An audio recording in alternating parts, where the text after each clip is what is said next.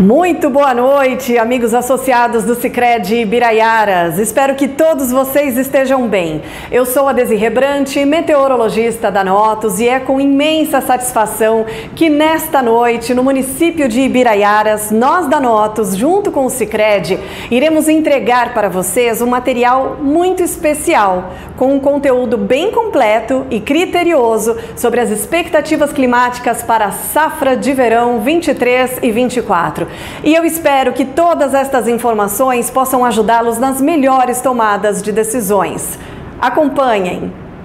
Agora, confiram a previsão climática para a safra de verão 23 e 24 em Ibiraiaras, através dos nossos mapas e também do gráfico com a previsão mais detalhada de chuva e temperatura para os próximos 180 dias. Mas antes da previsão, precisamos ver como vai se dar o início da safra de verão, especialmente no que diz respeito à quantidade de água disponível no solo. Os últimos dias foram marcados por bastante chuva na região sul do Brasil, especialmente por causa do ciclone extratropical que atuou no sul do país, além de provocar muita ventania, também trouxe elevados volumes de chuva. Os índices de água no solo estão excelentes na região sul do Brasil e pode aumentar mais um pouquinho nesses próximos dias. Antes de seguirmos com a previsão, não podemos deixar de falar do nosso protagonista da safra de verão, que é o El Niño. Nesta última quinta-feira, tivemos a última atualização do relatório do NOAA em relação à previsão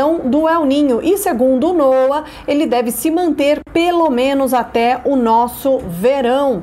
A expectativa ainda é de aquecer até um pouquinho mais a temperatura da superfície do mar. Aqui do lado esquerdo da nossa tela, a gente observa a anomalia da temperatura da superfície do mar, ou seja, o quanto a temperatura está acima da média na porção equatorial do Pacífico. A gente vê uma anomalia em torno de 1 grau no centro do Pacífico e até acima de 3 graus nas áreas mais próximas à América do Sul. E aqui, do lado direito da nossa tela, temos uma espécie de aquário, onde a gente consegue observar as águas em profundidade e identificamos algumas parcelas de água mais quente que vão emergir e manter ou até aquecer um pouco mais a superfície do mar. De acordo com o NOAA, o El Niño vai se manter até o verão e, por enquanto, com uma intensidade de fraca a moderada. Para uma intensidade mais forte, por enquanto, a probabilidade ainda é menor. E o que esperar em anos de El Niño? Em média, chove mais no sul e menos entre o norte e o nordeste. Isso de maneira bem básica. Agora, se a gente olhar um pouquinho mais em detalhes a respeito dos efeitos do fenômeno El Niño, o agro terá alguns desafios. O primeiro deles, falando do sudeste e do centro-oeste, é a irregularidade da chuva. Até chove, a chuva alcança a média em alguns momentos, até ultrapassa, só que na maioria das vezes é uma chuva mal distribuída. O El Niño, ele pode até trazer a chuva mais cedo para o sudeste e centro-oeste, mas ela ocorre de forma irregular e, além disso, o El Niño pode cortar mais cedo essa chuva no verão, o que pode trazer alguma dificuldade para o milho safrinha no centro do Brasil. No Mato Piba, dificilmente a chuva alcança a média histórica. E no sul do Brasil, especialmente, há uma maior pressão ao surgimento de pragas e doenças, principalmente doenças relacionadas ao excesso de umidade, até porque a previsão é de chuva acima da média para a região sul do Brasil, na primavera e no verão também. Então vamos ao que interessa, que é a previsão de chuva. Nesses próximos dias deve chover na região sul do Brasil, mas não com tanta intensidade quanto na semana passada, mas do dia 21 a 27 de julho a chuva volta a ganhar força e a virada do mês com chuva de novo na região sul do Brasil, sobretudo no Rio Grande do Sul. Certamente o mês de julho fecha com a chuva acima da média no sul do país. Aí, em agosto, a gente começa a sentir de maneira bem clara os efeitos do fenômeno El Niño. E de que forma? Deixando a chuva abaixo da média nas áreas mais ao norte do Brasil e acima da média, como a gente vê no nosso mapa aqui no centro da tela, no centro e sul do país, sobretudo no interior da região sul. Setembro também vai ser um mês bem característico de primavera com El Niño, ou seja, com chuva acima da média no sul do Brasil. E atenção, porque a chuva fica acima da média e o risco para tempestades aumenta. E aí vem mais um desafio para os produtores rurais da região sul do Brasil: o risco para queda de granizo.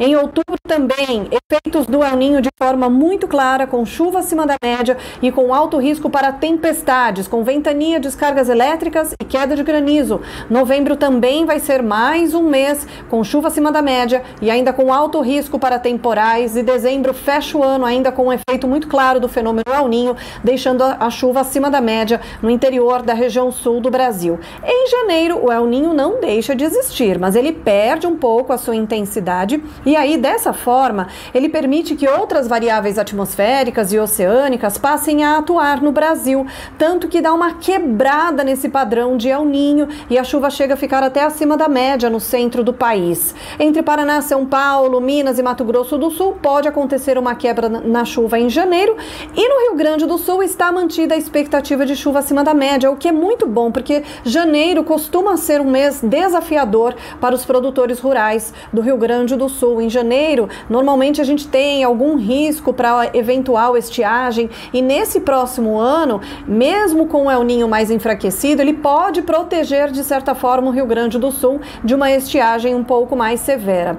Esta é uma previsão mais estendida e que, portanto, pode mudar um pouco até lá. De qualquer forma, em princípio, a expectativa é de chuva acima da média para o Rio Grande do Sul em janeiro. Em relação à temperatura, o inverno promete ser mais ameno. Teremos ondas de frio, só que neste ano elas ficam mais fracas e vão terminando mais cedo em relação ao ano passado. Tem previsão de geada agora no final de julho e depois no começo de agosto. Depois disso, a chance de geada diminui bastante. Teremos algumas ondas de frio, só que cada vez mais fracas e mais esporádicas, ou seja, o inverno, entre aspas, esse ano pode terminar um pouco mais cedo e, com isso, o risco de geadas tardias é baixíssimo para esse ano. Bom, agora vamos ao gráfico de chuva e de temperatura para os próximos 180 dias. Em Ibiraiaras é muito claro que chuva é algo que não vai faltar, inclusive ela ganha ainda mais força, principalmente a partir de novembro. A gente tem uma chuva bem consistente antes disso, mas vejam que em novembro a gente vê períodos um pouco mais prolongados de chuva mais volumosa. Então, a partir de meados de novembro, uma chuva um pouco mais consistente no Rio Grande do Sul, e a temperatura deve subir naturalmente, como é normal para a época do ano. Entre uma chuva e outra, o sol aparece e deve fazer calor, isso pelos períodos de sol e também pela influência do fenômeno El Niño.